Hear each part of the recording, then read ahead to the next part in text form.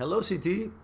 Is that abbreviation of your name or something else? Good to see you here.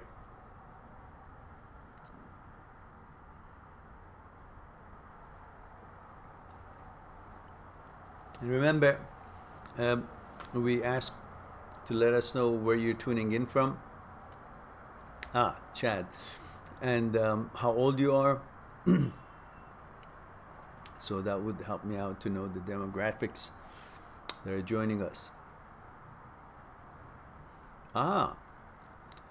Local. Hello, Tarek.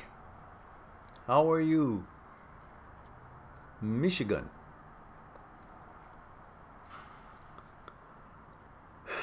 Valerie, good to see you. Thank you, Chad. 34. Tarek says, I'm tuning in from Palestine. Oh my goodness. Welcome. Welcome. Welcome, wholeheartedly welcome. Mr. Oliver Salzburg. Wow. Salzburg. That's where the movie with I forgot the name.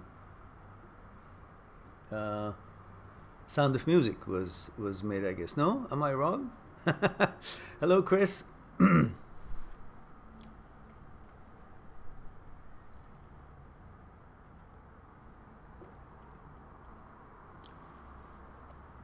Hello, El Haj.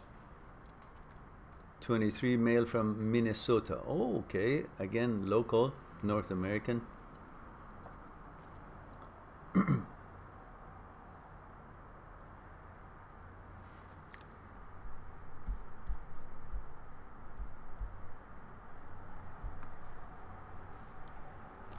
So while we're saying our greetings, just want to remind you guys about our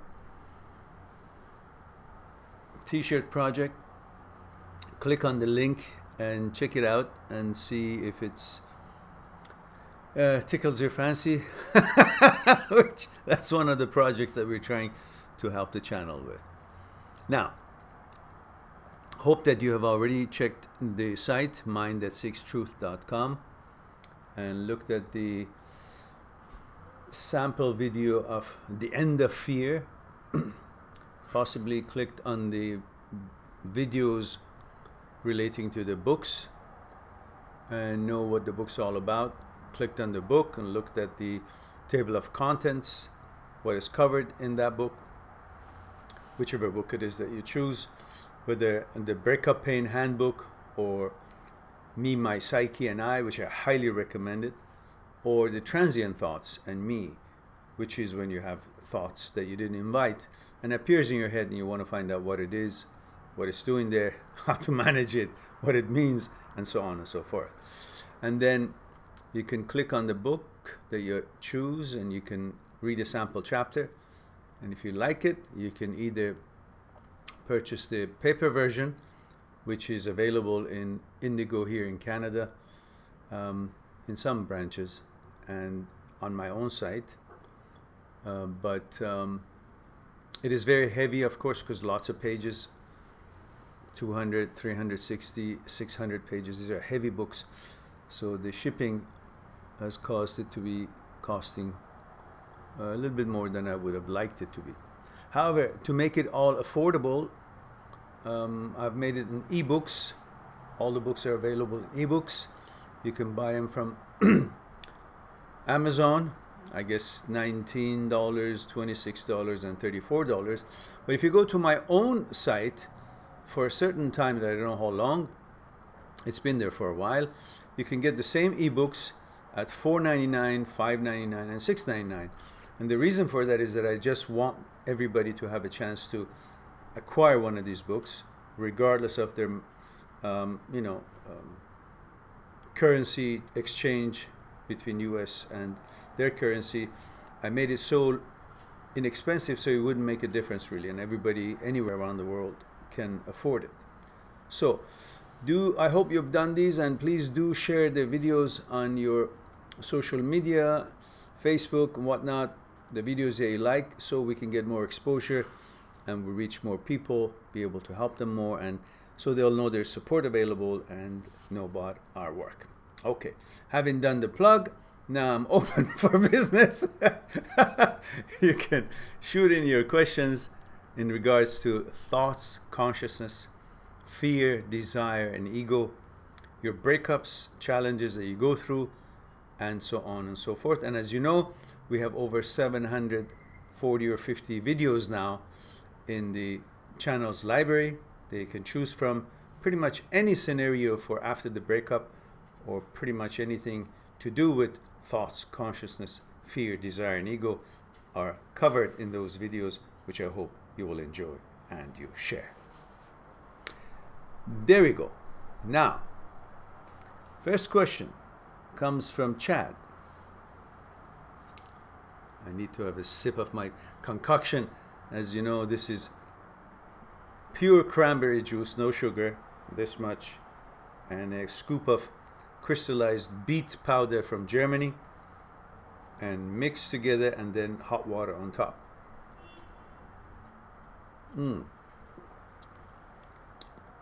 Apparently beet is very good for you, beside the L-arginine in it and helping to create the nitric oxide, increase that, the lining of the veins to be repaired and nicely smooth and slippery for blood transfer all through the body. And apparently beet has lots of good stuff that I like it anyhow.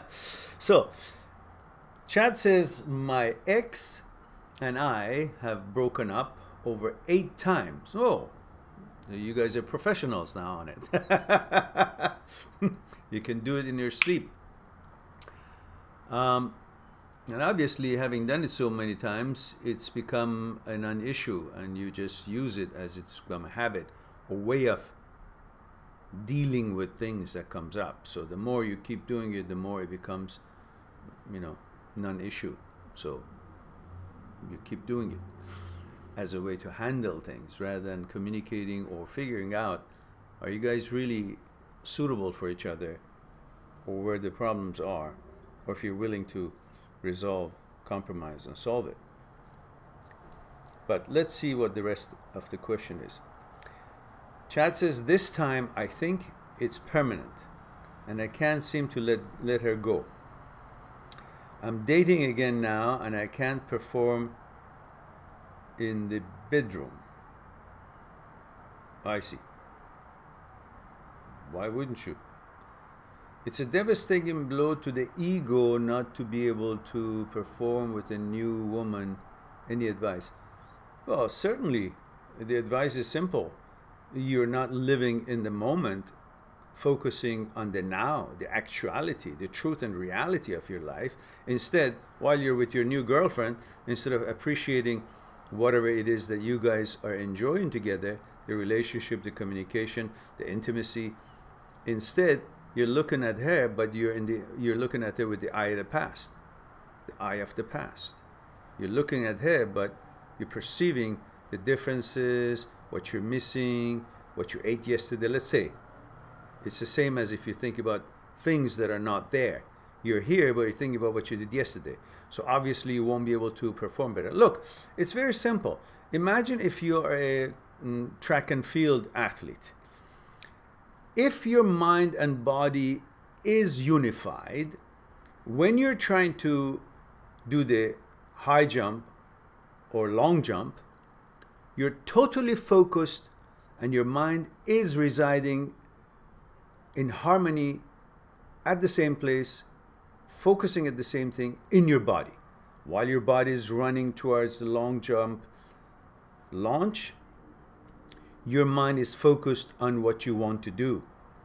Now, if you turn that and have your body running to the long jump as you just did a second ago, but your mind thinking about how you did last Olympic or last meet, or how your training was not so good or this way or that way last week, or what you need to accomplish in your academics that you didn't get a good grade, or you want to do a project that you haven't, prepared for it long enough while you're running. So you're separating your thoughts, your mind, from your body, and your mind and body coordination is no longer there. And mind moves the body. Wherever your mind is, that's where your attention is. When your attention is not on your long jump, you'll jump, but you'll jump not as best as you could. Same thing now when your relationships or enjoyment of life is.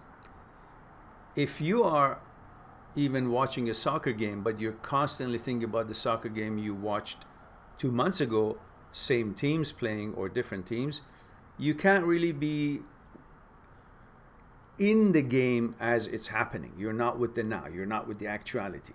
You're looking at things with the eye of the past. Therefore, you will not remember how it went. You don't know the techniques they used.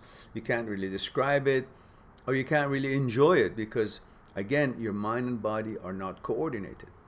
Same thing happens with your new girlfriend. You're with her. You're thinking about, oh, you want to get the ex back, or how it was with her, what she said, what you said.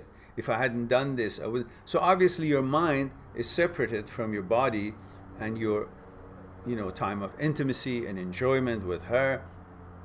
So that's not anything about your inability to do. It's just about that you're not focused on enjoying what you're trying to do. That's very simple. So I don't think there's anything wrong with you. It's simply when your mind is not at what you want to accomplish, you will not be able to be at your best or actually even functioning as you should, because it's all about mind. If you ask a layman, he will tell you that tongues taste and legs walk. But in fact, mind tastes through tongue, and mind walks through manipulation of legs. So when you're making love, it is not really your body that is making love. It's your mind through your, physical body is experiencing sex, and it's making love. But if your mind is not at what you're trying to experience, then the body will not follow. Because imagine the example that we use in the track team. If you run with your body and think about other things in your life, you will not run as fast as you could when they time you. But if you're running and your mind is actually with your body and your mind is flying away from your body, away to the finishing line, then your body will follow it faster than it could ever run, because the mind has gone and the body follows. Body always follows the mind. Everything you do in life, your mind, you want to do, your mind does it first. You want to go across the room, the mind goes first, the body follows. So in track, if you're actually running but you're thinking about other things, you won't be as fast or efficient. But if you're sending your mind beyond the finish line, your body will try to catch up with your mind, while it is both are trying to do the same thing. And so the same thing in your bedroom. If your mind is somewhere else, your body is there. Body by itself has, you've distracted your body from doing what the mind wants to do. So it's confused. Do you want me to do what we're here to do, or you want me to pay attention and follow what the mind is focused on, which your mind would be focusing on your ex, and confusion it's created there. So you gotta simply either understand that you're there for maybe a pleasant evening. So take a break from wanting your ex back or anything like that, thinking you're betraying her by being with this new girlfriend or not. That broke up, finished, or whatever it is. Whether you guys get back together or not, doesn't matter. But at that time, either focus and take a break from all that thing that you think about your ex, So free your mind and enjoy with the actuality and the presence of the moment, mind and body both at one place at the same time and space. Or you simply go deal with whatever it is that you have to deal, then approach and try to have a relationship, communication, or intimacy with another girl if you're so bogged down with the emotions you have for the ex. So that's basically, you have created a fear in yourself of thinking that, oh, if I'm with this girlfriend now, that means I've given up on getting her back, and if I'm doing this, making love with another girl, then she's probably making love with another guy. You've created this anxiety and fear, and of course that will affect your intention and performance of the intimacy that you're referring to. I hope that would be something for you to think about. Now,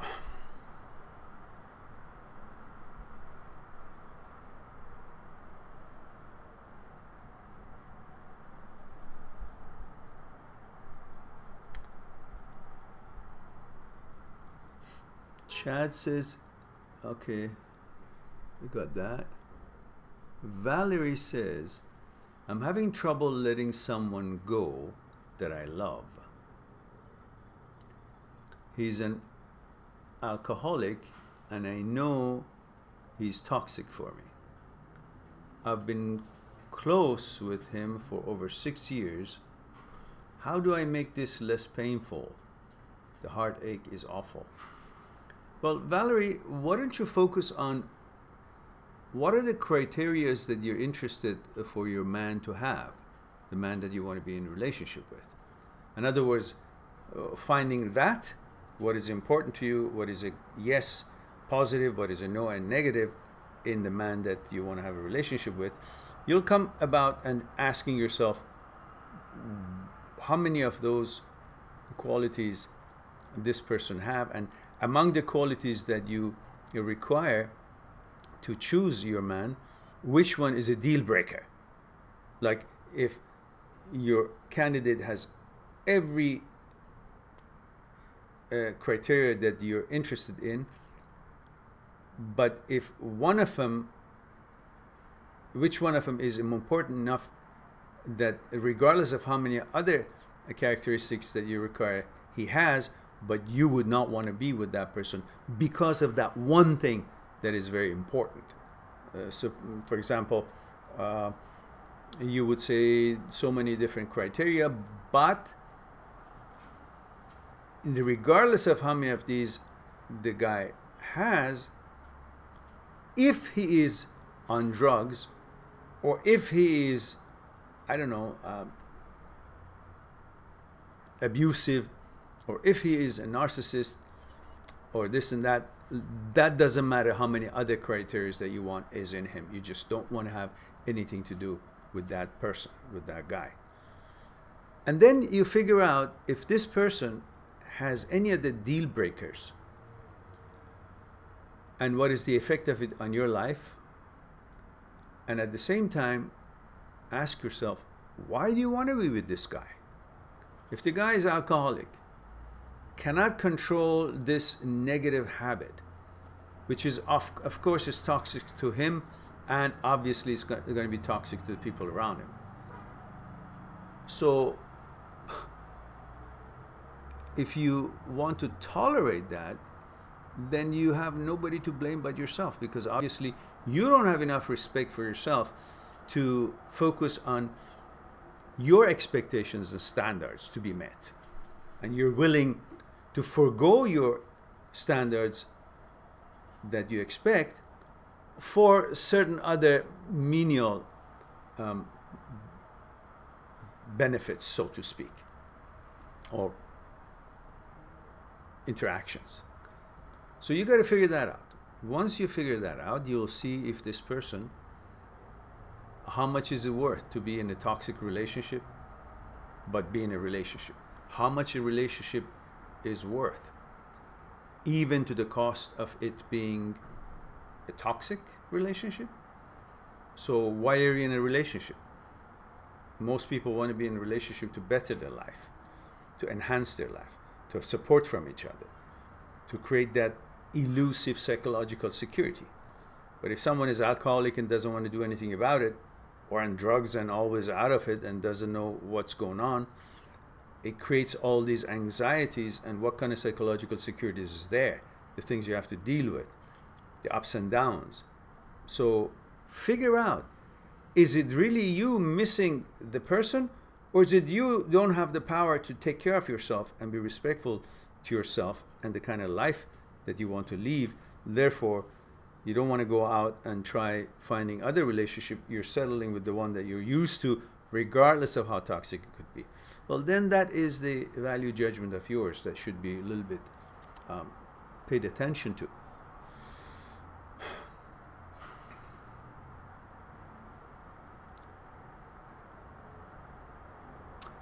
Letting go is always difficult, especially you've been with someone for a long time.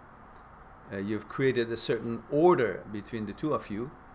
As you know, before you met him or went into a relationship, you had a certain way of living, certain things you would do, certain way of lifestyle and mechanical processes that you would go through during the day.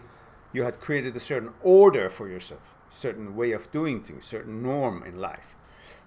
Then you each got together and each had their own orders before you got together. So it was a little bit confusing, a little bit unbalancing. It took you guys a while in order to create a new order, a collective order, a compromise in many things, and figured out how a new way of life, new norm, new way of doing things, new mechanical processes coming into how it used to be before you guys met each other. And then you got used to that, and that became your order. The new mixed one became your order. And you got used to this for 6 years.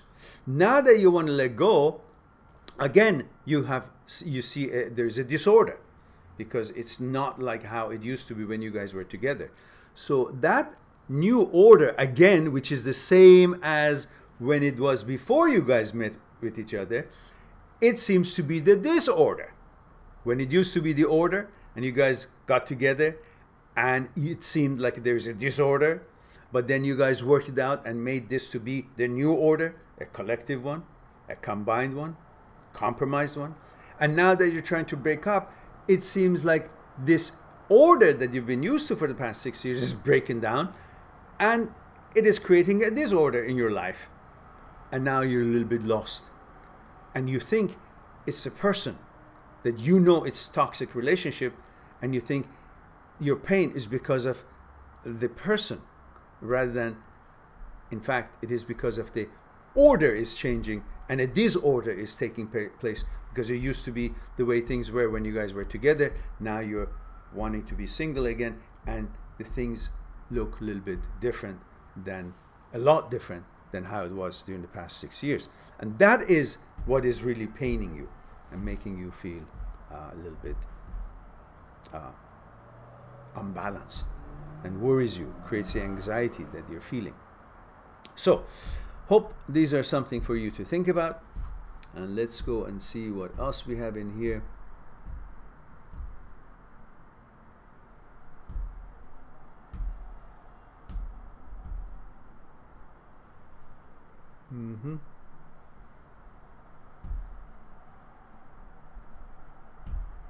Chris says, Mehran, when you say beet, are you referring to beetroot? Yes, the red roots, you know, the red ones that you can cook in water and enjoy, or the way it is, I'm using it, a crystallized powder. It's a company that makes it in Germany, and it's available in health food stores here and so on.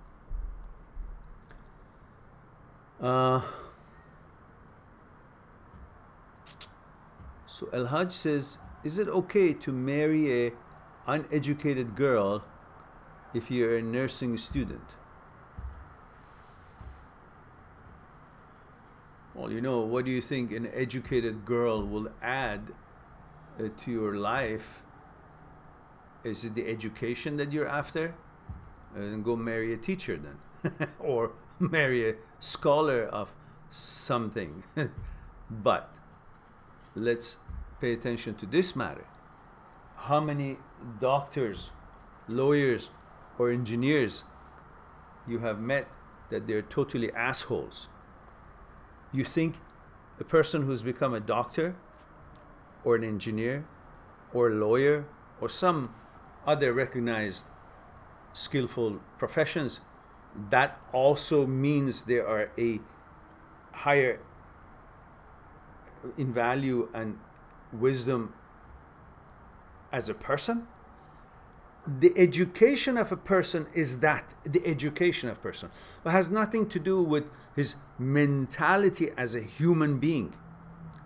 You can have a highly educated doctor, surgeon, or lawyer, or whatever else it is of high echelons of professions in this world, but they're total assholes and maybe narcissists, or they beat their wives, or they're improper, or they're maybe pedophiles, or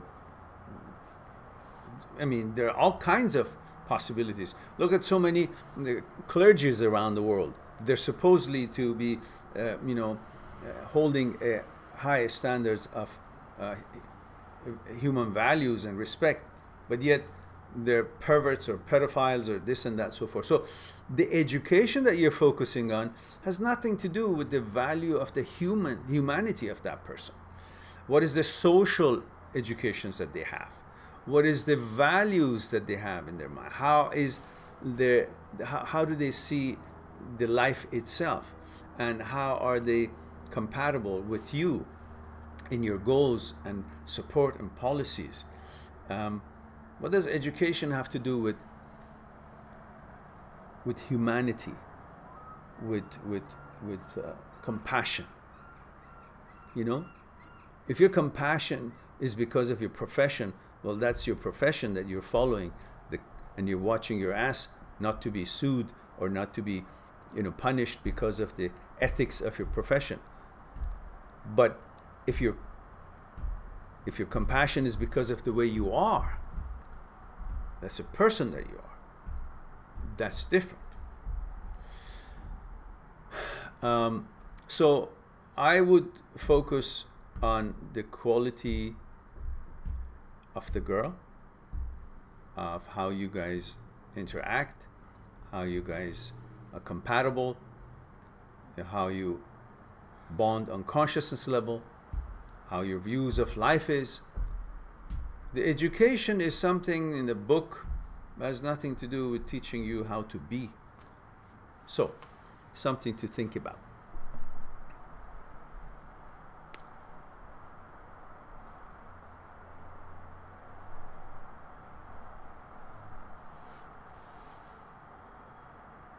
I hope you mean by uneducated person means uneducated to the level that you're educated. Not that totally doesn't know how to read or write or whatever, because that's also something that it needs in order to better themselves in the fields that they're interested in life, including human values and so on, that they could continue learn and advance themselves. So Michael says, hi Mehran, could you please explain the procedure of setting up an appointment for Skyping with you? Do I have to pay in advance? How long is it? Waiting time? Okay, that's actually the answer to that is very clear. If you go on my site, you will see complete explanation of it. If you click on talk to me for consultation, I usually have a clear response for that, but in this computer I don't seem to have that package unfortunately. So but let me see if I can find it for you. I'm going to, let's see where I can find that for you. There it is. I can find it for you right about now. Just give me a moment, guys. I think perhaps that could be a question that many of you may have, and I will deal with it right now. because I think I have a copy of it somewhere here.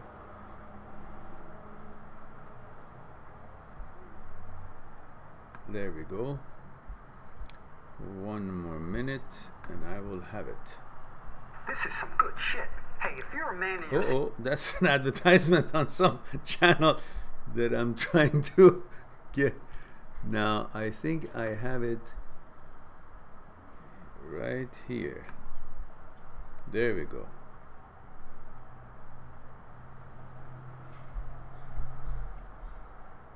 No,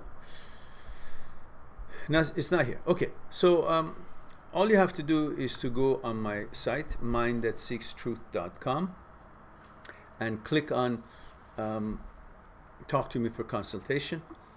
It will show you the packages that are available: an hour, 2 hours, 5-hour package, 10-hour package, 15-hour package, depending on how long you think this would be.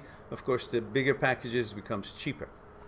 And then you will see what suits your purposes, and you click on it and you pay for it by PayPal or Visa or whatever, credit card or whatever, and then the system will give you 3 choices of days that are available. You choose. They're all Vancouver times, so you say, let's say between 11 and 3, this day, this day, this day, you're available. It's all for you to choose, not to write. It's already package of which times are good for you. So the 3 choices with the PayPal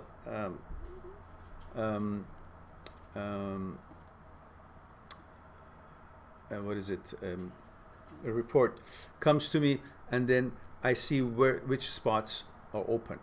The waiting usually is maybe 1 or 2 days, not more, because usually the spots, depending on what part of the world you are, and if I have many at the same day and the same time in that part of the world, because time zones are different.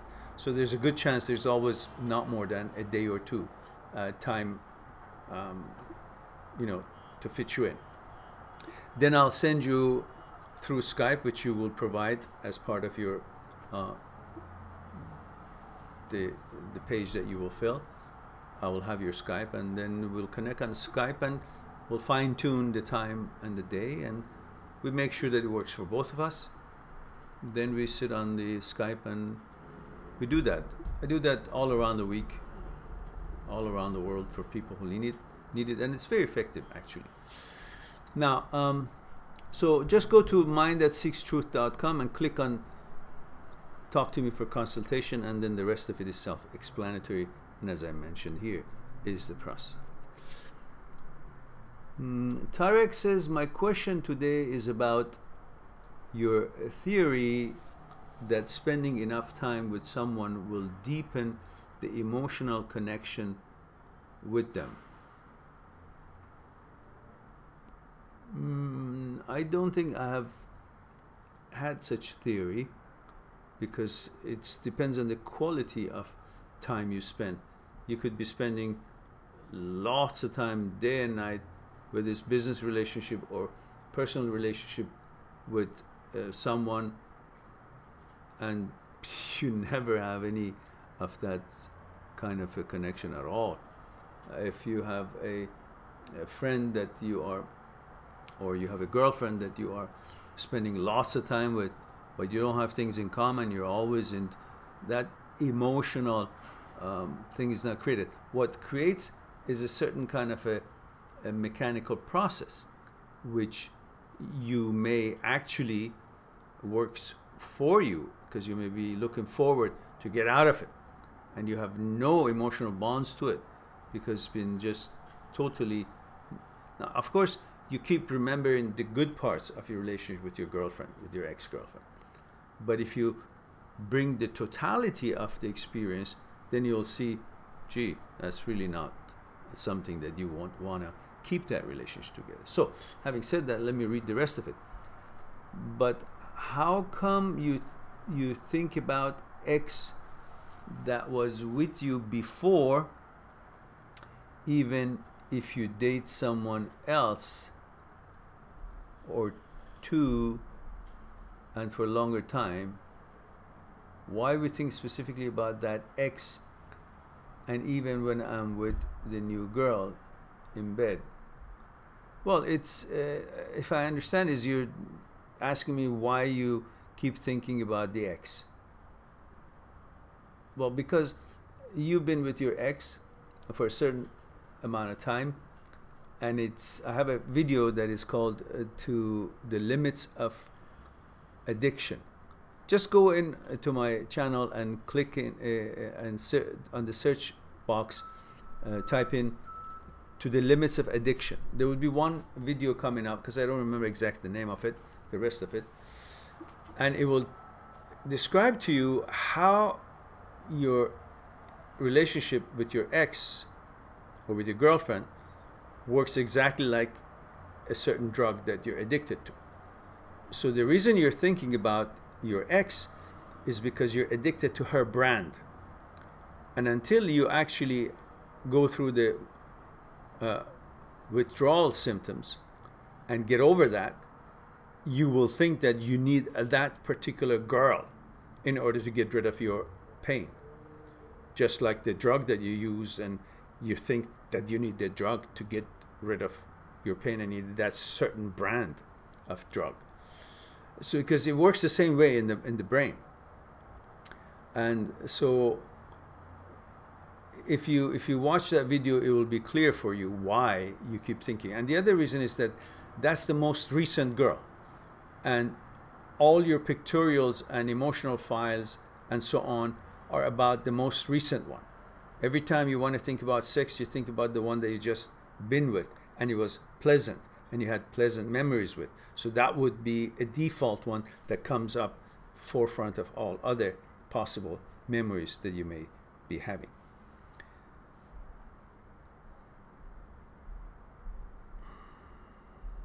Yeah, you've conditioned yourself to keep thinking about her before you sleep, before you get up. You're following your desire. Your desire wants to be fulfilled in order to comply with the request of your ego. So your ego would be fluffed, and you see it all in relation to your ex, that you seem to feel you can't have her back.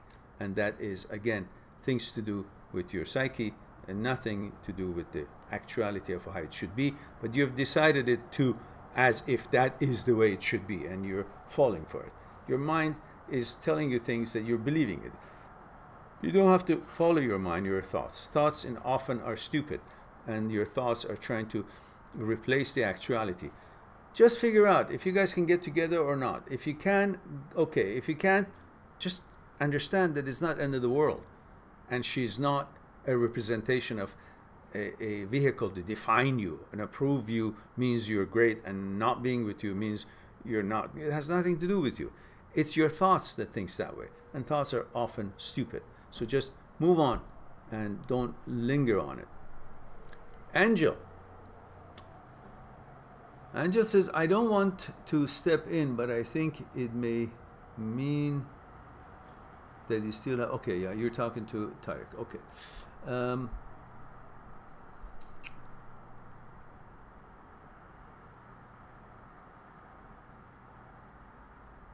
Sandy. Ah, hello, Sandy. Good to see you, dear. Thank you. Chad says, I'm definitely holding my ex on a pedestal. Okay, stop doing it. Couldn't be more direct on that one. David. Hello, David. David says, how does one develop a better character of oneself and become more comfortable being themselves, as opposed to constantly looking for a relationship to fill that void? Age 22, location Dallas. David, at age 22, most of your focus would be on girlfriend, sex, intimacy, and to feel you're measuring up to the others or better than the others, comparing yourself, or want to be, if you're compared, you want to be the one that comes on top. You haven't accomplished much in life probably at that age, which is normal. And that's why you think the way to be more, because we're all conditioned to be more. Ever since childhood, you've been compared to so-and-so's son and so-and-so's student, and the teacher says, look at so-and-so got an A in math, or look how, I don't know, fast he runs, or how polite he is, and your parents compared you with the uncle's son or so-and-so's son, and how polite or how disciplined he is, and all this. You've always been conditioned to be compared with someone, and then you learn that you should be more than what you are, as if you are not enough the way you are. And all that has been conditioned. It's your conditioning in your consciousness, and you're now pursuing in order to prove yourself and to show that you're more. And at this point, because you haven't accomplished the things that you will accomplish in life in a different way, in more ways than you have,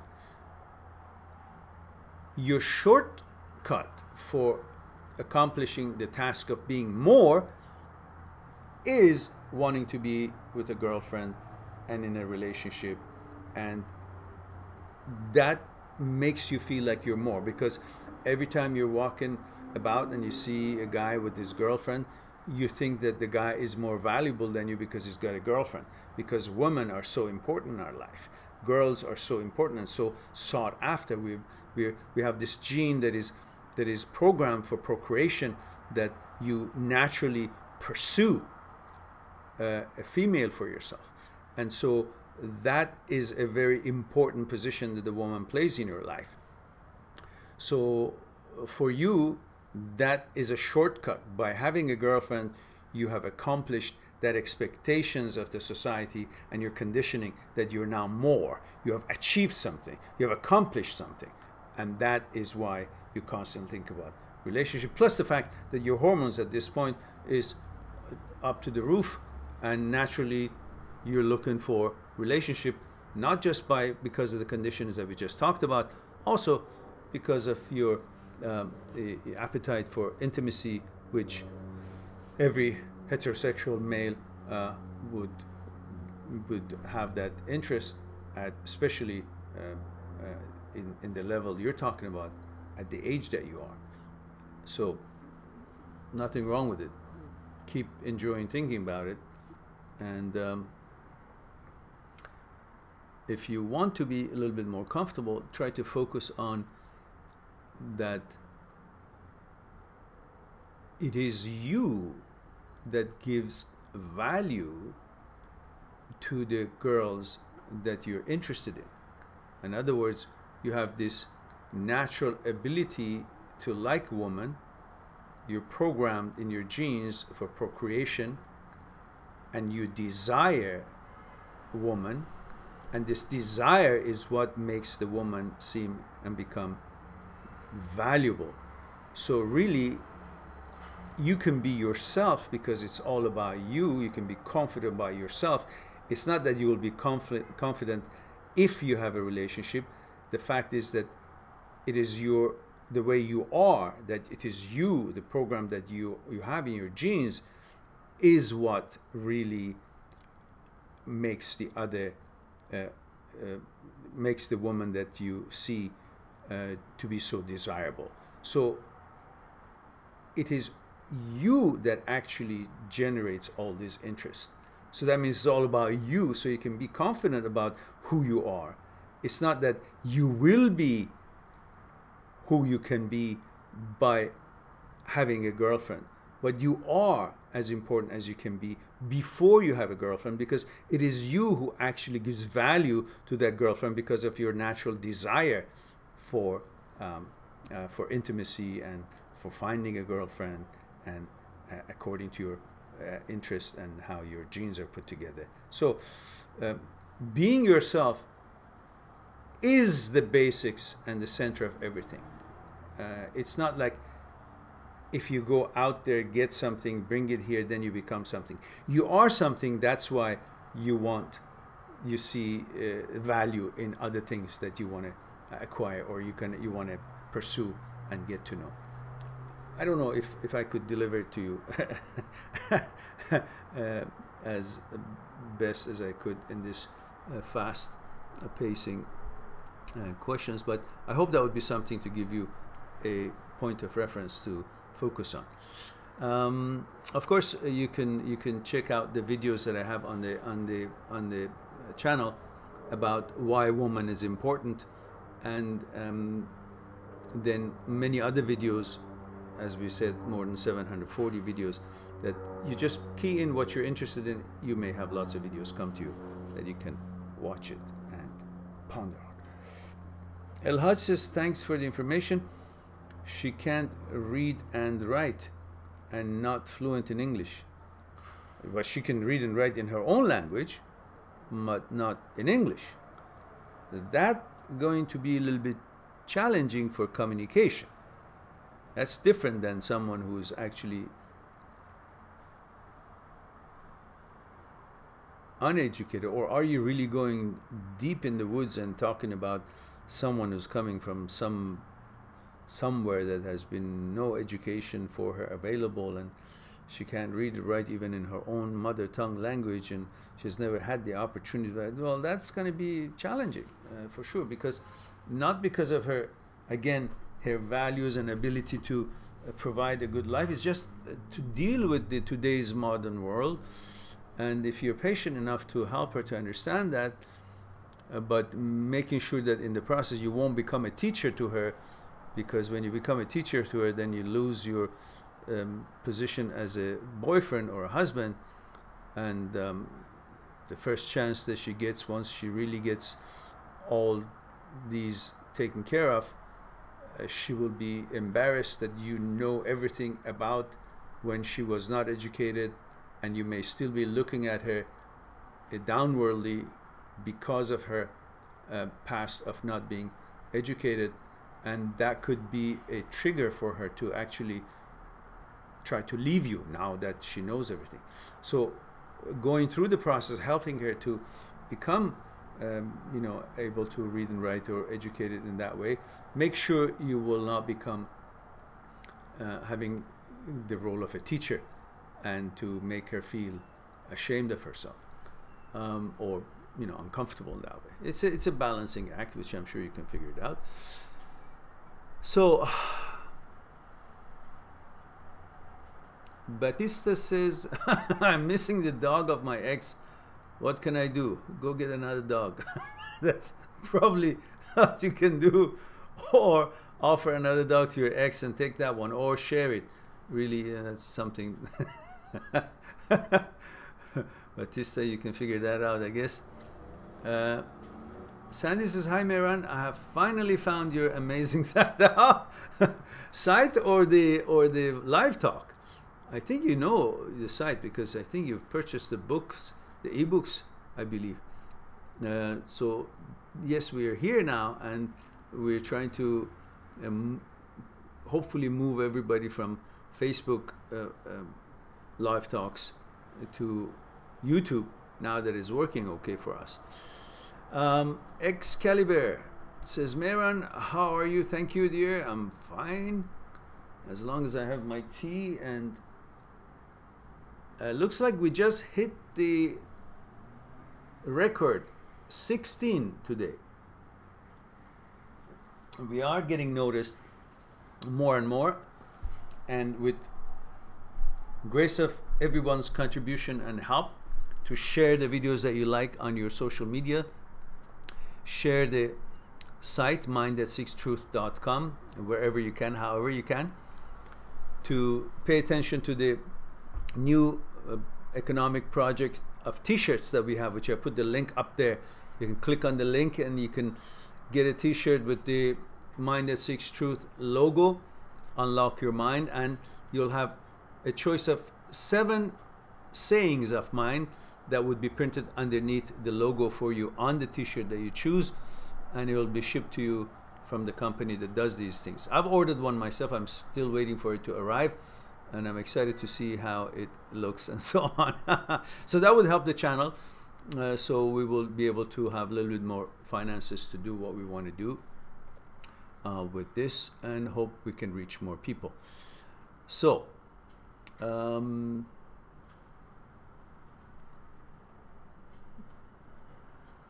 So Excalibur was saying that,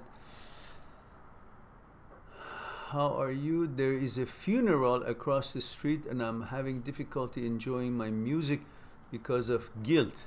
Like I'm having fun while people are mourning. What can I do? Nothing. Just turn down your music so they would not be distracted, or they would not be interrupted in their time of, in their ceremony.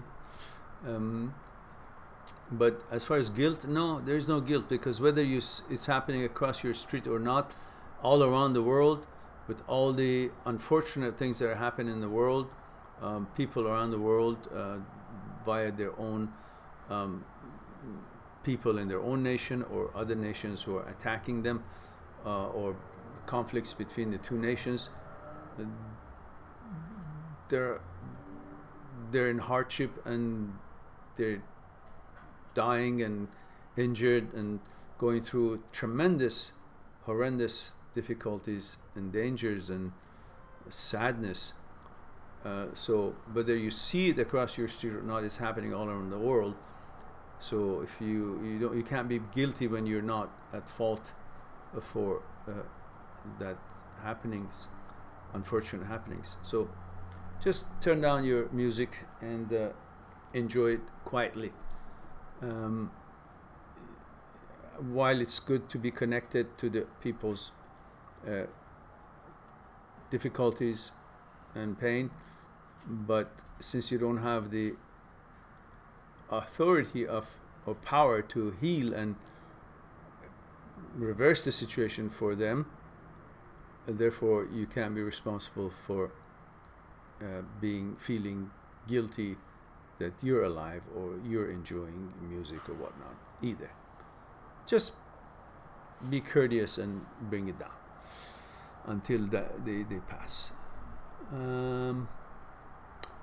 Emmanuel says, how can I deal with my girlfriend being too friendly with people? Oh yeah, that's a big subject. I know that there's nothing wrong with that, but she often forgets that guys may not see it the way she sees it. Yes. Most women don't see it as we guys see the intention of other guys who are chatting up or talking with our girl. But the important one is that your girl or our girls or girlfriends, mostly they're not seeing it that way. Their intention for interaction or any response to someone's greetings or whatever they're talking about is just that, talk. And that is actually, they do that because they want to show that they're powerful, that they're not scared, they can control the events and they can control the discussion, that they're not afraid of the person approaching them, and they can handle it. And it's kind of a way for them to show their power in that, rather than shying away from it. But of course, the older the girls get, the more they become aware of the real intention of the guys who have nothing to do with them, and that they're not their boyfriend, and their real intention is that they want to get acquainted with her for the purpose of starting a relationship. It's not always just blah friendship, because just doesn't work that way, because there's the program in the guys' genes that when they approach some girl that to their eyes is good looking, different people have different tastes, but to their eyes is good looking, they are hoping to get it to a next step.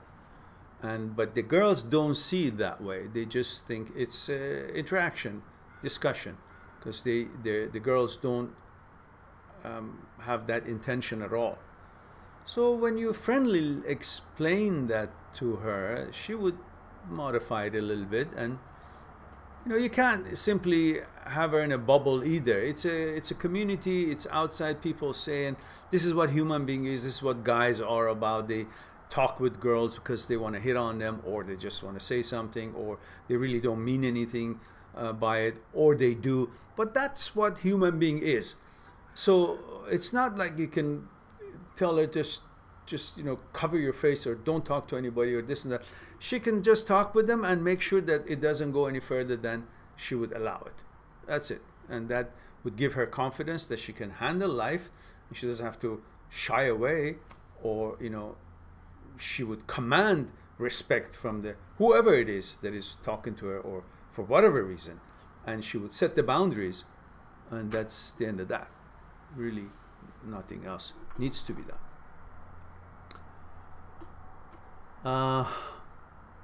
Michelle says, should it matter if a guy leaves his ex on his relationship status on Facebook?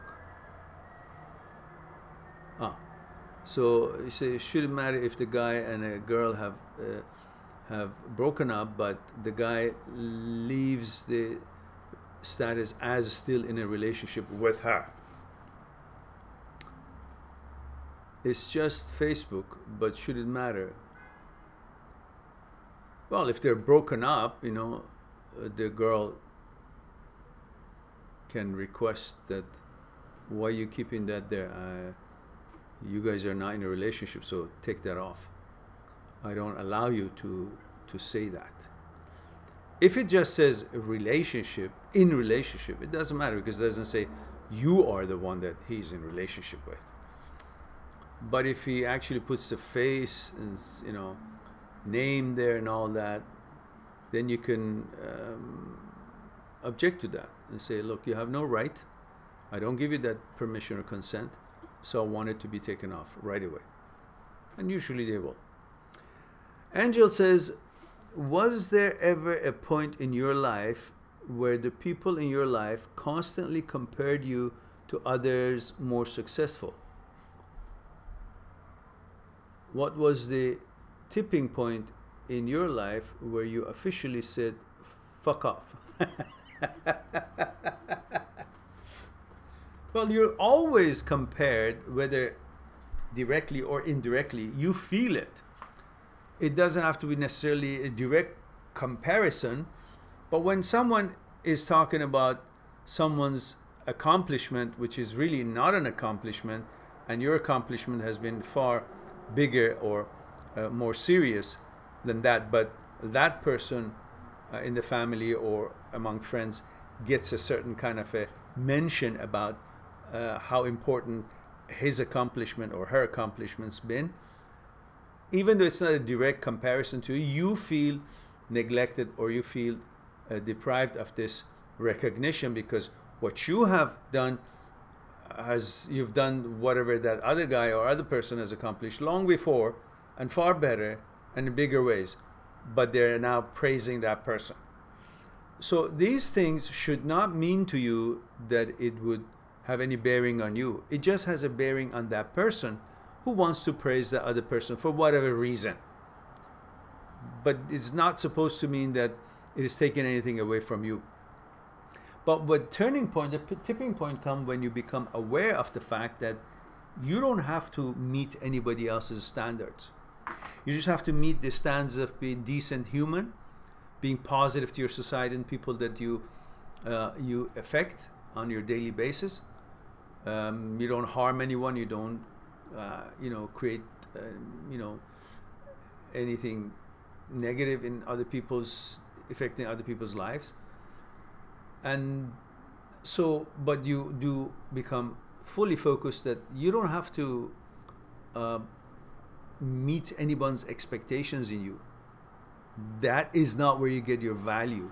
When you realize that your worth and value is from you, not from what opinion somebody gives about you, or how they praise you or don't praise you, you understand that the fact and the truth is more important, not how many likes you get on, let's say, the Facebook of life, how many people praise you or don't praise you.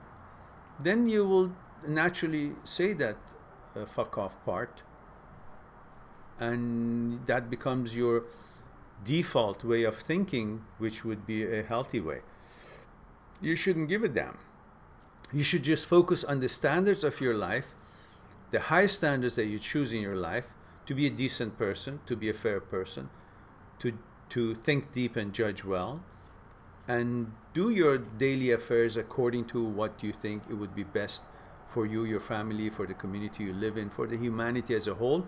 And then there is nothing else to be expected from you, and you shouldn't give a shit who says what, having lived the way we just talked about you have chosen to live. And the tipping point, there is no tipping point. It's just that you decide and that's it. It doesn't have to be a tipping point. It doesn't have to get so bad for you to click. You just recognize that you don't give a shit. You shouldn't. Who are they? Who died and left them in charge to give you your value? To compare or not compare. If they compare you positively, then you're good. If they don't compare you positively, then you have to be worried about, or be apprehensive, or uncomfortable with that. Who are they? They themselves need somebody else to affirm them, if that's the case. Who said that they're the where the buck stops? They're the source of giving value to everyone. Who gives value to them? So if that's the case, everybody is looking for somebody else to affirm them. So that means fuck off to all of it. Just I'm using French too often today. So David says, yes, sir, it was enough. Thank you for your answer. I will continue watching your videos and reading your books. Great. Good. I'm glad that you enjoy the videos, David, and the books. Sandy says live talks. Yes, that's right. That's what I thought, anyhow. Excalibur says the record was 17, Mehran, a week ago, but it's 18 now. Look at it. We beat the record.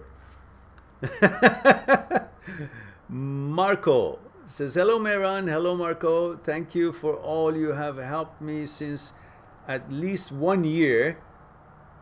You're my personal guru. Stop these sweet talks and appreciations. Go get a t-shirt and help the channel. Or get a book or something. I've made the book so cheap, now everybody should afford it, at least in ebook. You know that even ebooks on Amazon are like 5 times more expensive than it is offered at my own site, mindthatseekstruth.com. So go on the site and get the ebooks that you like. They're the same as the book, everything the same, only not in paper. So it's very, very cheap, like the price of coffee or tea. So, but anyhow, let's get back to Marco. Maybe Marco already has the books, I don't know. So he says 1 year ago, you're my personal guru. He says, so thank you, sir. I am from Germany and hope my English is good enough to understand. Until you said you're from Germany, I didn't know that that English is your second language. So it's perfect to me. And so guten Tag. Wie geht's heute? So Marco says, my question is, how can I get the power not to react on the emails and the attempt of contact of my ex-girlfriend? We broke up last year after 5-year relationship. I still love her, but she's not good for me.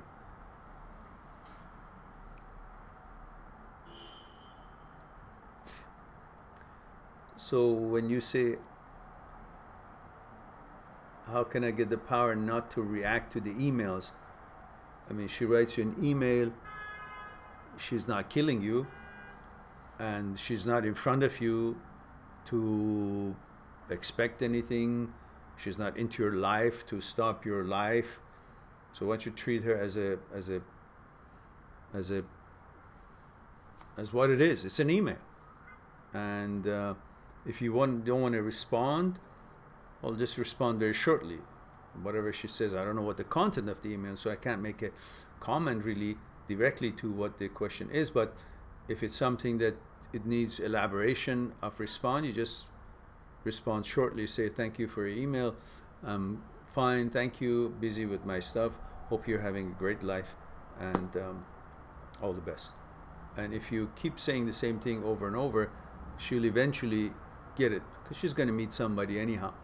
She's trying to keep you in the loop, keep you connected, just in case she can create that interest again. And you can't blame her. You know, she's trying for her own sake. She likes it, she likes you, and you still like her, so she knows it, and she's trying to patch it up. And when you say she's not good for you, again, I don't know the detail, so I can't make comment on that, but you say she's not good for you, well, that's how it is then. You know better. And so of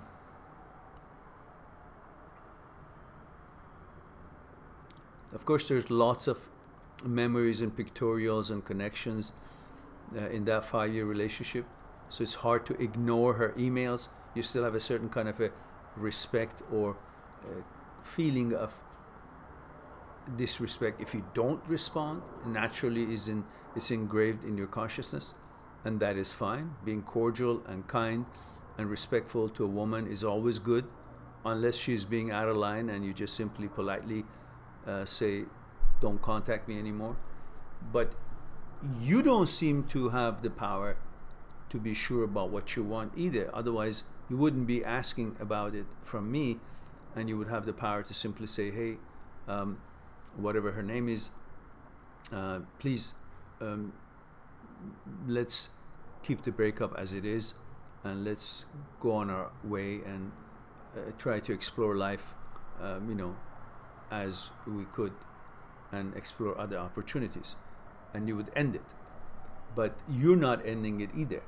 So you're responding it in such a way that is not direct to say that you don't want to have this contact. Because obviously you are not necessarily sure about it, because perhaps the love that you say, which I don't know really, it's a love or lust, how she measures up with your taste of looks in woman, and how enticing she is for you. So that might all have a lot to do with your way of responding to her emails, which doesn't leave enough clue for her to know that you don't want this connection. But she's trying, and she doesn't get direct clues from you not to continue, so she does. So how do you get the power is that you figure out, why is it that you think it's not good for you, she's not good for you?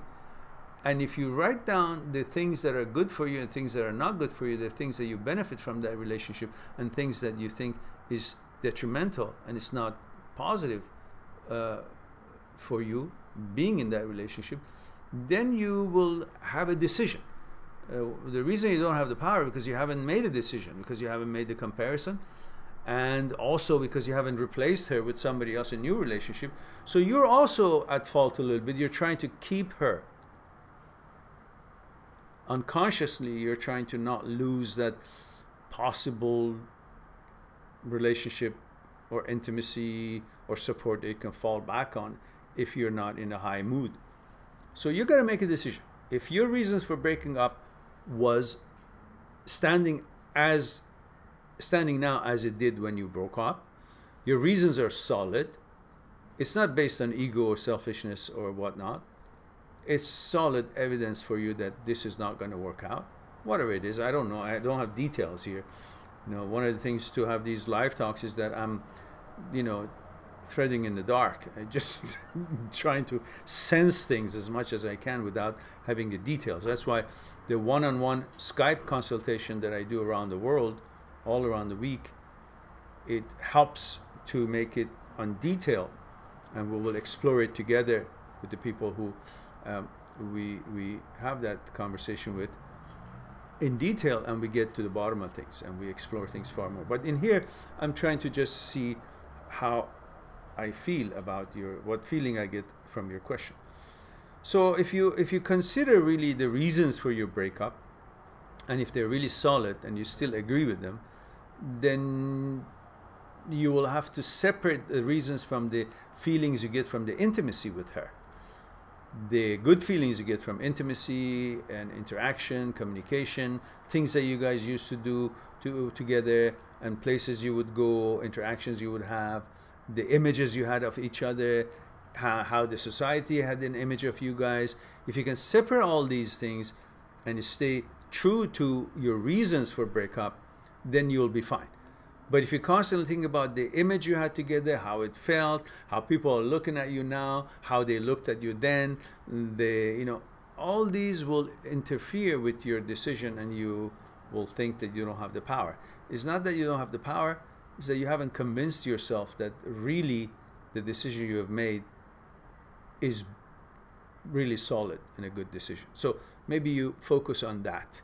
Once you focus on that and you become brave enough not to try to keep a reservoir or a reserve spare tire just in case things don't go well, you would like to have that email coming or to feel that somebody is still paying attention to you. So if you're sure, then cut it off. Politely ask her, don't. But then don't kick yourself when she doesn't write back, because the more she emails you, the more you get conditioned to expect her emails. And once the emails stop, you start missing her because you're now conditioned by the emails and the attention, even though you seem to think you don't want it, but you enjoy it. It helps you, your ego. So once it stops, or you ask her to stop and she stops, or she just stops, then you start missing it. So the sooner you stop these emails or deal with it, the better. So you won't go into a relapse of thinking, oh, now it is you who wants her. And then she has already found somebody else. She doesn't want it, and it becomes just all messy. So either this way or that way. Now, Chad says, I'm worried that I won't find another woman. You will, don't worry. It's impossible not to. Just impossible not to. Just look at the odds.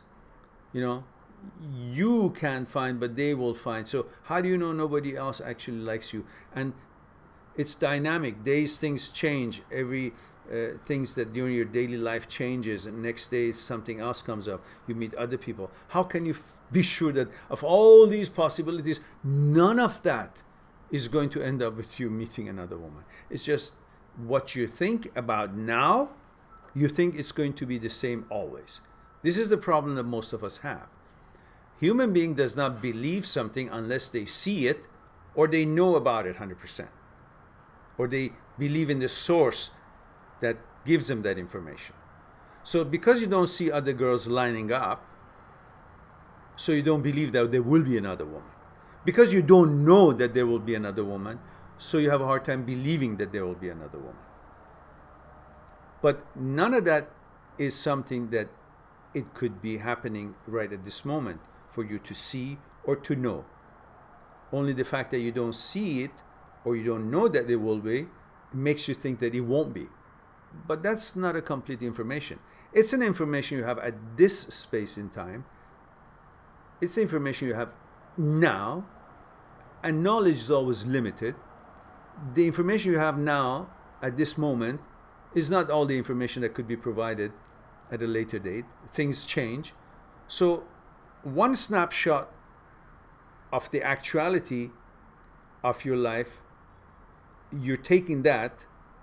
There's no girl right now and you don't know if there will be, and you're taking that information, which is how it is now, and you're turning it into as this would be the total information that will ever be available and will not change, and that's how it's going to be forever and ever, and you're taking it as that's how it's going to be always, and then you panic.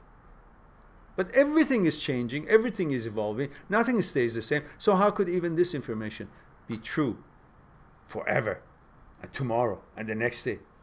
Unknown. Did you know that you're going to meet this woman that is now your ex before you met her?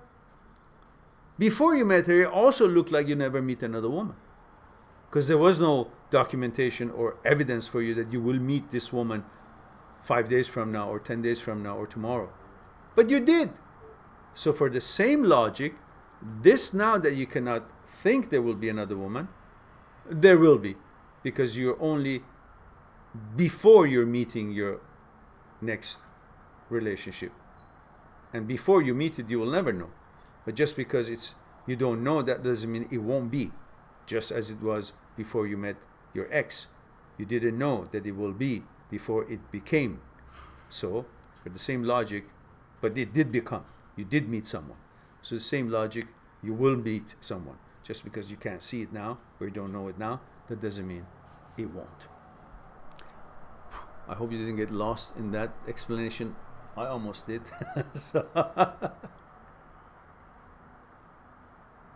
So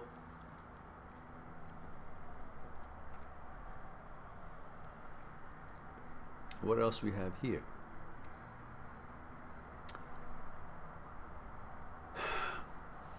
Black Hat MF, I don't know what it stands for, says, besides that, she's perfect, but I wouldn't like to compete with the memory of this guy whom she considers to be of some sort. Okay, I don't understand. Did I miss something here? Oh, Black Hat, our first question says, hi Mehran, hello, awesome talk as always, thank you.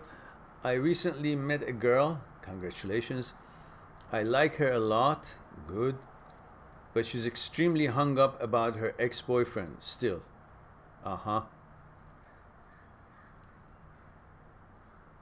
Beside that, she's perfect. Nobody's perfect. Thinking she's perfect makes you unable to actually be yourself. It's perfect for what? What do you know about her?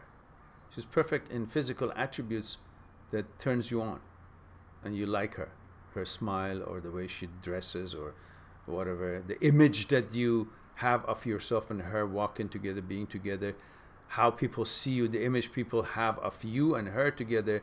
These are the images that makes you feel that she's perfect. But in reality, she's maybe perfect physically, but you just met her. How can you know that she's perfect as you still don't know what her consciousness is all about? She doesn't know about you. So let's drop the fact that she's perfect. We boys often call a girl perfect as soon as we see her, that, you know, you guys are turned on, or the way she is. She's got the high heels on, she's got the clothes on, she's got the hairdo, she's got, just women are so important to us that we mostly are visual, and when we see her all pleasantly doed up and nice and clean and tidy, we attribute that to a perfect also in everything else, in her organizational skills, in her morality, in her mentality, in her support, in her everything else that we think we want from a woman. Suddenly, by looking at her, that she's meeting our physical expectations and standards, suddenly we think she has all the other things that is important to us to call a woman perfect, but we do call her perfect right away. So let's continue. She says, but I wouldn't like to compete with the memory of this guy whom she considers to be a god of some sort. Well, that's then her bullshit, her shortcomings. And what are your thoughts? I really like her. Well, if you really like her or don't like her, that's irrelevant. You got to show that you don't give a shit about how she feels about this other guy.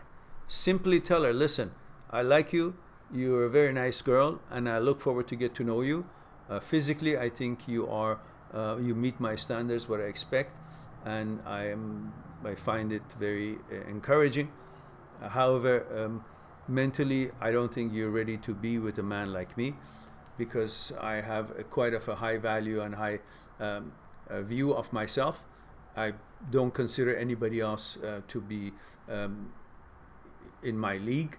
And the fact that you keep wanting to talk about your ex, I'm not interested. So why don't we just stop this, and when you are ready to understand the quality of a man that you're now interacting with, which is me, and we will get to know each other on that basis, free from all kind of previous relationships, as if I want to focus on my other girlfriends, I wouldn't be able to get to know you properly.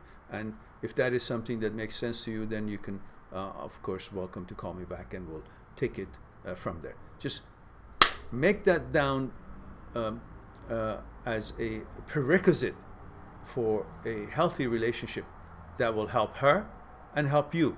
So you won't be pulled around, string along, and listen to nonsense of some girl talking about some ex, and you will just be on level grounds together, and you will get to know each other. And if she's not willing, well, that's also your cue not to be there. I don't care how physically turned on you are by her. Just move on. Nobody is perfect, and nobody is God. Just because your desire wants to be fulfilled, to fluff your ego and satisfy your desire, that doesn't mean she's perfect. It means you have desire for that. Simple. As hungry as you are, you think that apple is the best apple. But if you're not hungry and you decide that you don't necessarily want to, you're in the mood for an apple, but that doesn't mean the apple is perfect for you. You're just in the mood for it. So that analogy wasn't that great, I know, but I'm trying to tell you that have a little bit more respect for yourself. And just because you're hungry, that doesn't mean that's the best food in front of you. You're hungry for her, but that doesn't mean she's perfect. That's what I mean. Don't call her perfect. Perfect is when she's not doing these things and she's getting to know you on your level and on equal levels and focus on each other and get to know each other. So she has that hang up. Get rid of that with what I just told you. It'll be uploaded later and you can remember what I just said, and perhaps that will be helpful to you. Okay, now Angel says, love the answer. Haha, thanks, Mehran. You're welcome. I don't know what answer I gave, but so many good questions we have here today. We hit number 20, so there we go.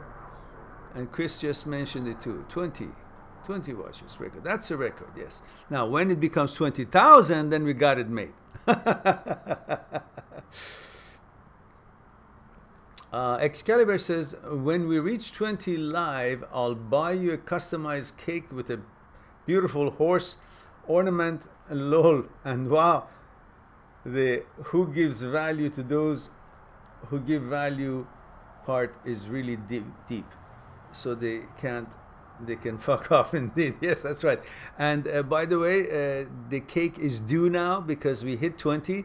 However, I let you off the hook because I don't like to have cake and sugar stuff and cream and all that thing. It's not like I'm 25-year-old anymore. I don't eat that stuff at all. I haven't had the cake for God knows how long. I just eat, fruits and vegetables and, sometimes meat and fish, but moderation. So forget about the sugar stuff. But you can go and, buy the ebooks instead of the cake and help the channel, or buy a t-shirt. Chris, 20 watch. Yes, that's right. Excalibur. Holy shit, Mehran, he says. Wait, I'm placing the order now. I see. No, don't. Go get a t-shirt. Forget about the book. Forget about the cake. And Angel says, my goodness, we did amazing number of questions today, and I'm okay. Angel says, have you ever thought about streaming via Twitch? No, I don't even know what Twitch is. I've heard of it, but I've never gone on it. Don't know how it works. She says, I was recommended to your channel by a streamer there. Really? I'm sure he'd love to help. Huh, interesting. Well, I'll figure out who that is and see if he would like to. I don't know what kind. Is it a podcast? If they want to have include me in their program for a bit, maybe answer some questions for them, that would give us some exposure. But even to this day, as popular as we think we are, people find me accidentally.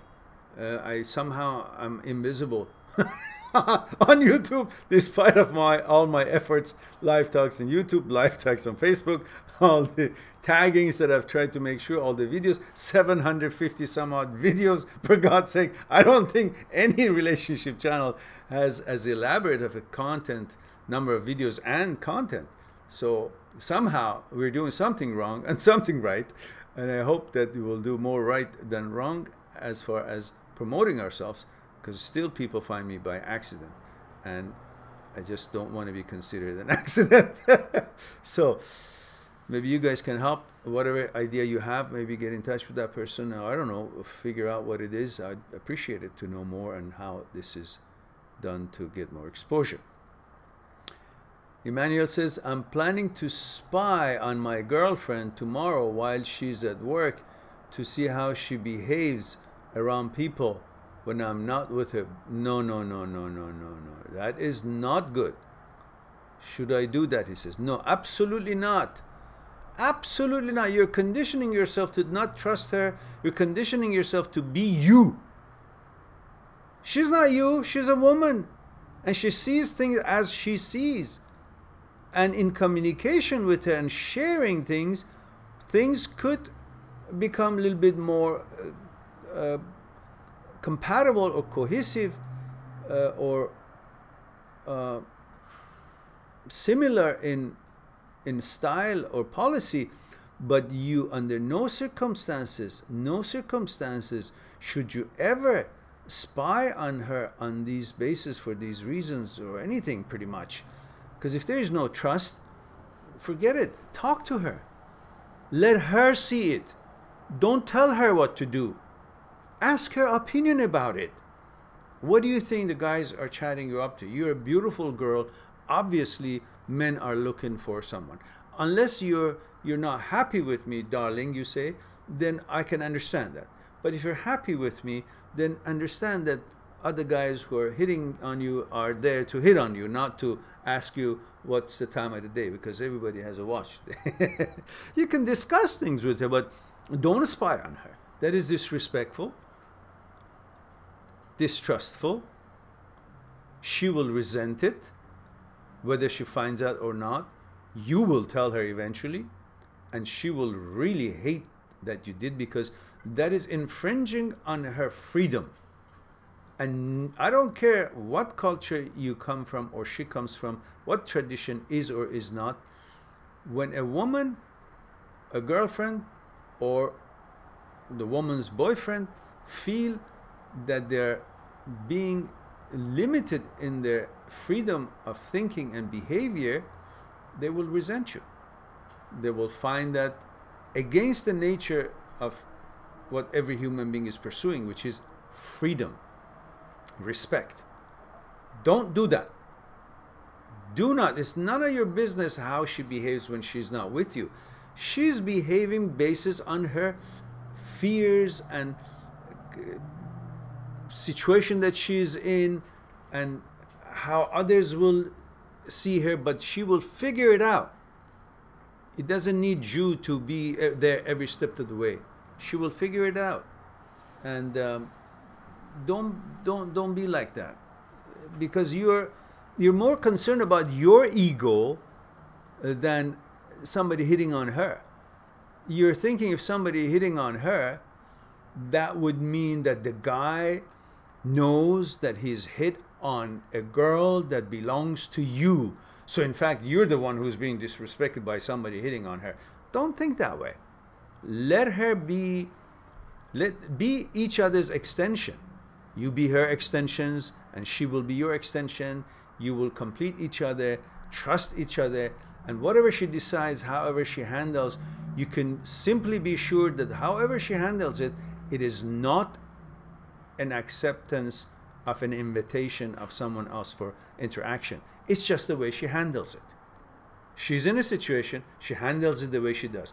But if the way she handles it is different than the way you would have liked to see, that doesn't mean that she's accepting that interaction as a positive or palatable or welcoming it. It's just the way she handles it. That's all. It could be different than yours, but that has no different meaning than yours.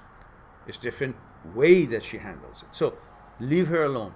Do not disrespect her that way, and do not go spying on her at all. Build your relationship on understanding, communication, and sharing. You know, ask her maybe diplomatically, darling, how would you think I should behave if some girl wants to chat me up? What do you think it means? You know, then she'll see, she'll tell you certain things, and she will become even more maybe clear. Or maybe she's already clear. She knows exactly how to handle it. It is you who thinks that she's not handling it right. But in her way, she's handling it fine. She means nothing, and those people don't mean anything to her. Just discuss it so you will both be on the same page. But don't follow her around. She's not your child. You know, give her respect. You know, and be more sure of yourself. And let's say if somebody does chat her up and she actually, you know, welcomes it, well, why would you want to be with someone who actually thinks you're not good enough? She will eventually go to someone else and you'll go somewhere else. You can't box down somebody. You can't tie down somebody just because you got to know them, so they should.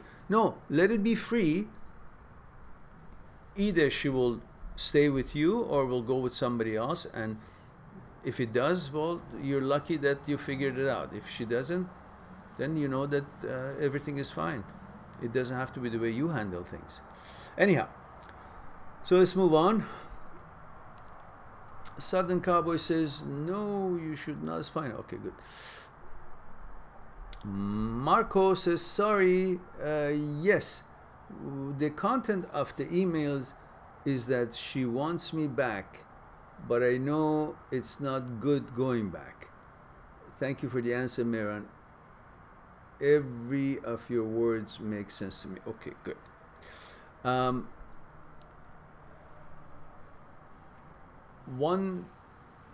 2 time. What? 1 2 time? Okay. The names here are. Remember, guys. You guys. You guys forgot to tell me where you're tuning in, how old you are, and if you're a man or a woman. That was our deal. Because many of you, I can't tell it from the name. I can't tell it from the picture because there is no picture, or the picture is so small. And I don't know where you guys tuning in from, so at least give me the info. So, 1 2 time says, I broke up, and before feeling grief and anger, I made new relationship. Now I try to feel emotions that I should, but I meet with my girlfriend and I can't think straight, and I am too afraid to feel. And hello. Okay. It will be 20,000 someday.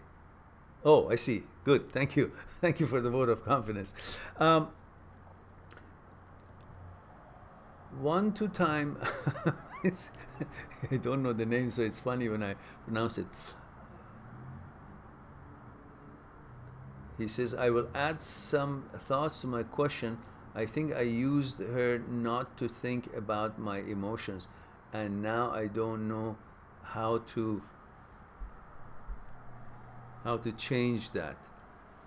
And hello from Lithuania. Okay. Male 23. Okay, good. Now, I'm totally confused now with your question because there's so many different pieces, but I can put it together. I think you said that you broke up with your girlfriend, and before you went through the time of absorbing it, then forgetting her, you went and got ahead with another relationship, and now that you've had a relationship and probably intimacy, possibly intimacy with this new girl, and now you're missing her because you already were excited about this new girl, so you replaced your missing the ex, and everything was fine. It's like they took one toy away from you, gave you another toy, so you were busy with this toy, and now that you played enough with this toy, it's not novel anymore to you. Suddenly you remember, where's my old toy? And that's pretty much what has happened. You replaced the new girl with the grief of the breakup emotions, and you were busy with the new girl. It was all novel, and you were happy because you felt like, you know, I'm good, I've got something to hang on to, I'm not falling. And when it lost its novelty, you got to know her, and she wasn't She was no longer a mystery. She was no longer unknown, because we are attracted to unknown. And when she was no longer unknown, you got to know her and you maybe slept with her, and the whole the mystery of it was now no longer. Then suddenly you started thinking, oh, I'm missing her, because now she is the unknown to you. She's the one that you don't have anymore. See, a problem is that when you had her and you felt you don't have her, you didn't really even get there because you quickly had somebody else. So you were busy getting to know her. And now that you know her, you feel like, what happened to this? I didn't even analyze what happened to this. I miss her, because now time has passed and she is not the old anymore. The one that you replaced your ex with is the old one, because you've been with her for a while.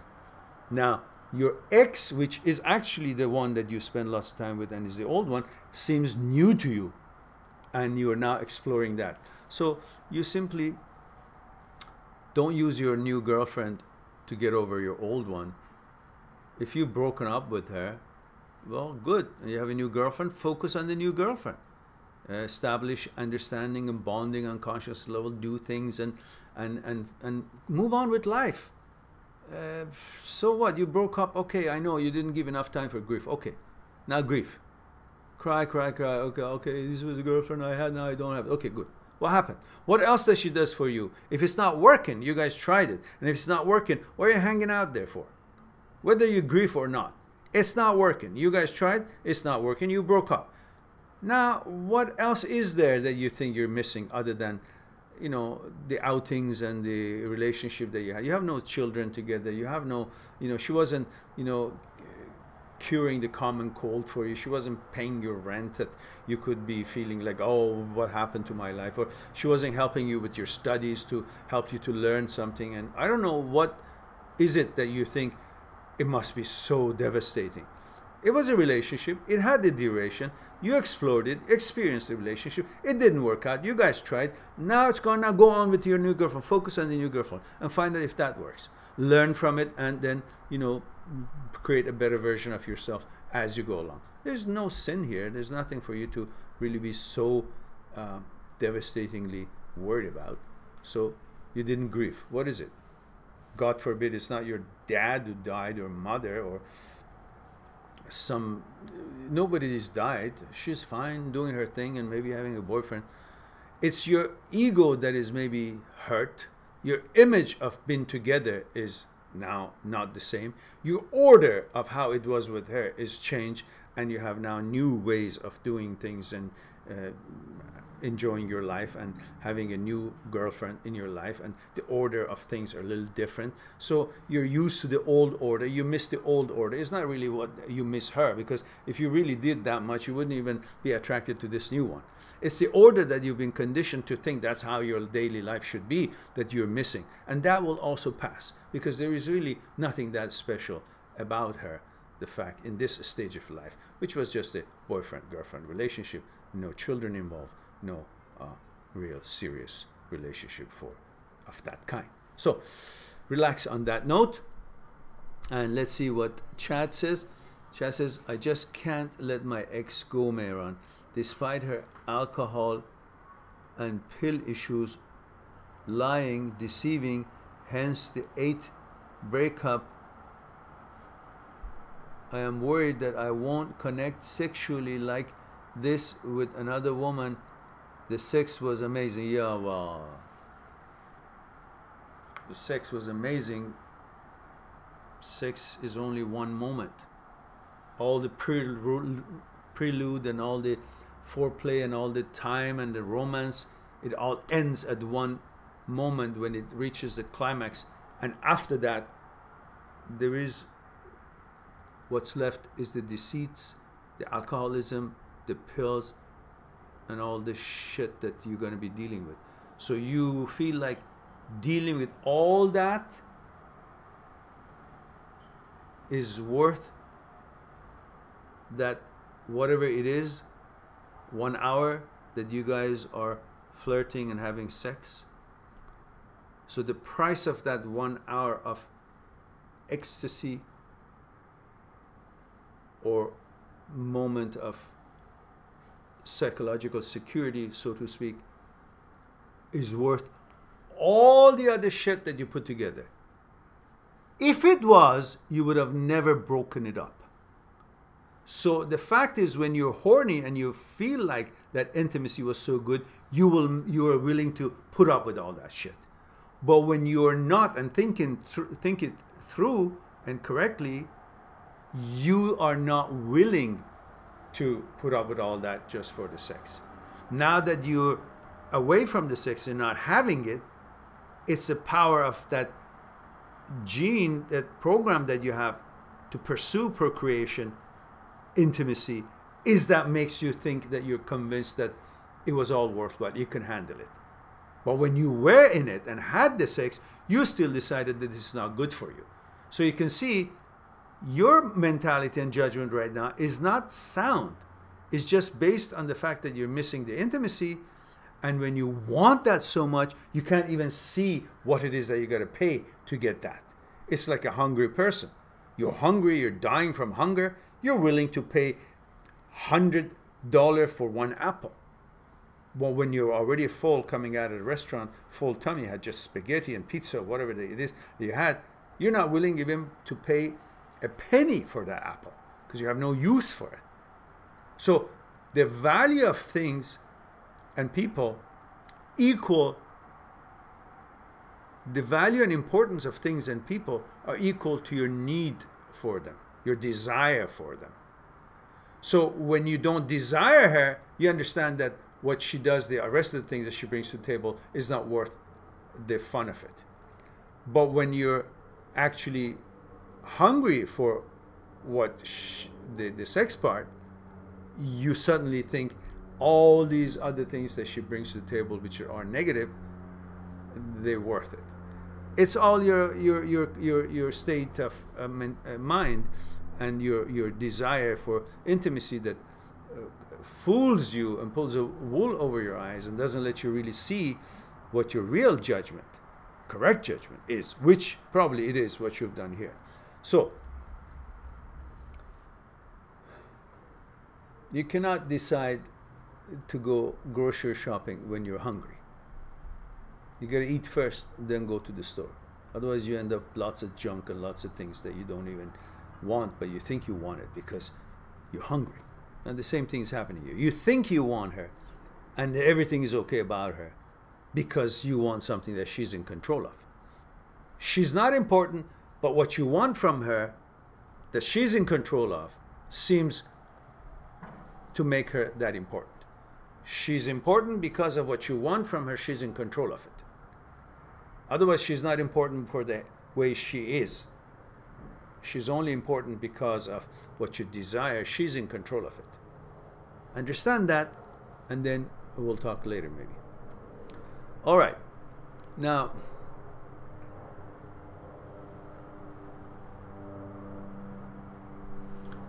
he says, I wonder, she forgot about me so quickly. She's happy with the fact of not seeing me ever again. I still haunt me to this day. What can I do? Nothing. Oh, where am I? I lost. What happened here? Oh, I see. Now, Black Hat says, I have another question. My ex left me like 6 months ago. She moved on, and in less than 1 month, she already had another guy. Okay, that tells you how reliable she is, or how deep, how deep the relationship was. So why do you want such a person back? If anything, that should tell you that's a deal breaker. She's not qualified. Because people are not just about the enjoyment you receive from them. They're also valued. You should value them based on their loyalty towards you. If somebody goes out after a breakout, a woman especially, guys I can understand, you know, we think differently. You know, guys can sleep with a woman without any much feeling, unfortunately. I'm not saying that's the right thing to do, but I'm saying this is what men are programmed for procreation. They are attracted to that physical attribute of a woman, and they can go with her. But women are different. They're higher in their judgment and their criteria to be with a guy. And if a woman can actually, after a breakup, go with another guy within a month or less than a month, gee, what kind of woman was that? What kind of mentality was it that you were actually beside yourself to be in a relationship with that? So loyalty is one of the important things that both men and women find it a criteria that is very important to tell about each other's character. So if that is come to be known to you after the breakup, well, hallelujah, you got something that you didn't know before. And that is your chance to be even more serious about not getting back to that girl.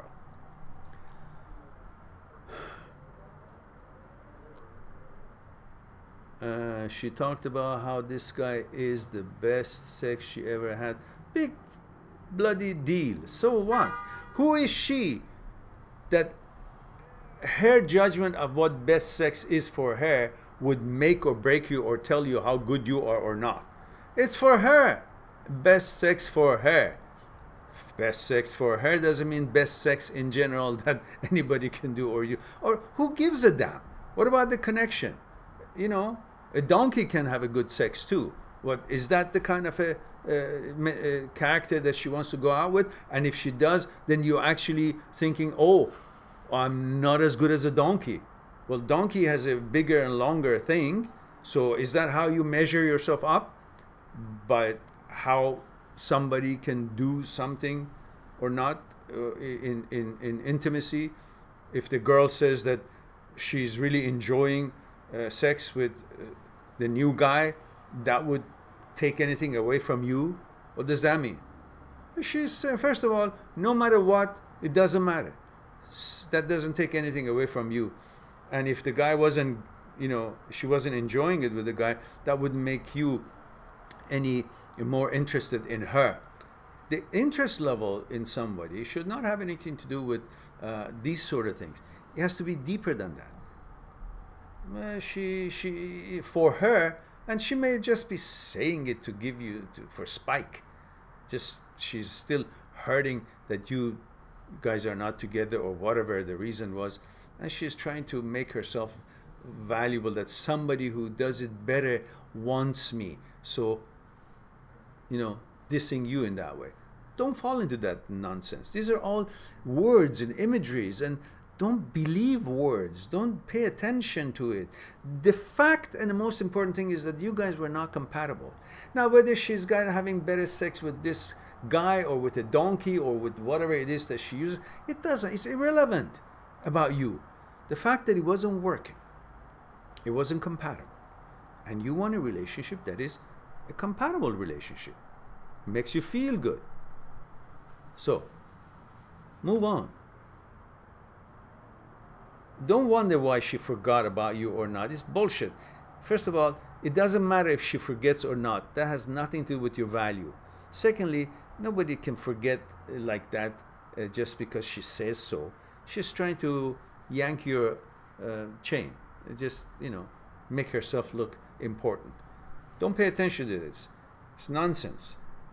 Just focus on the fact that a girl can quickly switch over to somebody else and talk to you about, this and that. That means she's just never was worth it for you to spend your time with.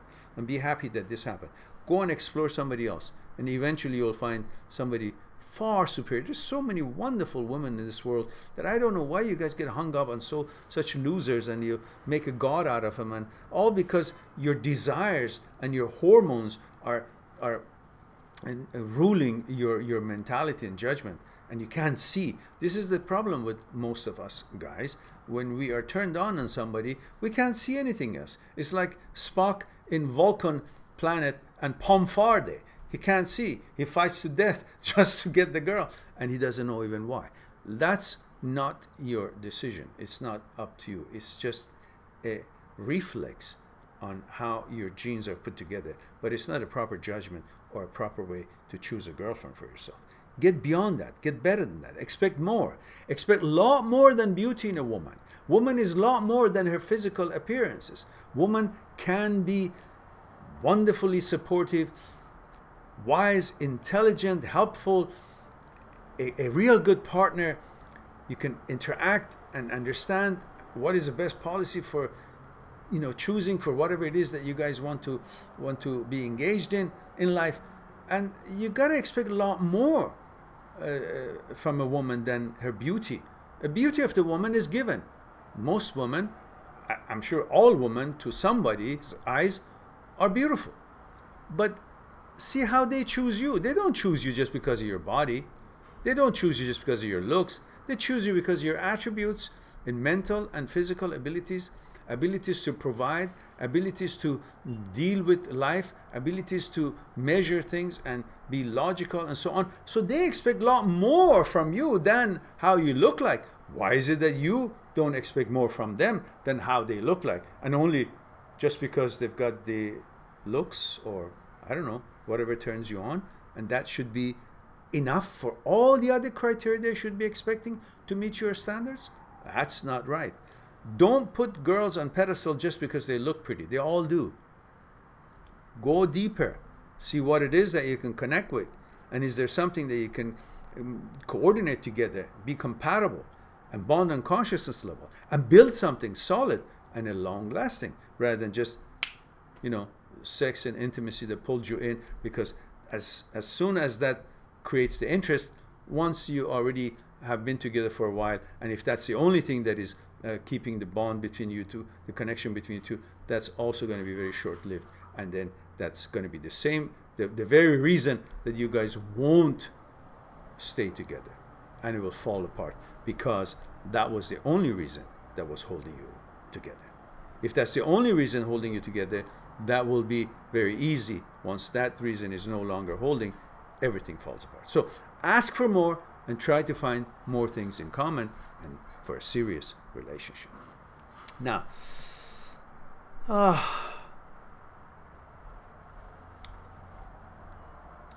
okay, now I got to get through these questions because it's getting now 2 hours. I didn't think that we're going to hit that long. All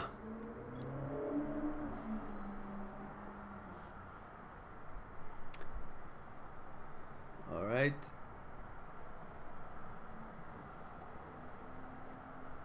Excalibur says, I'm getting a job soon. If I didn't have other responsibility, I'd blow up my salary on Mehran's merchandise. Okay, thank you, promotional enthusiast. Okay.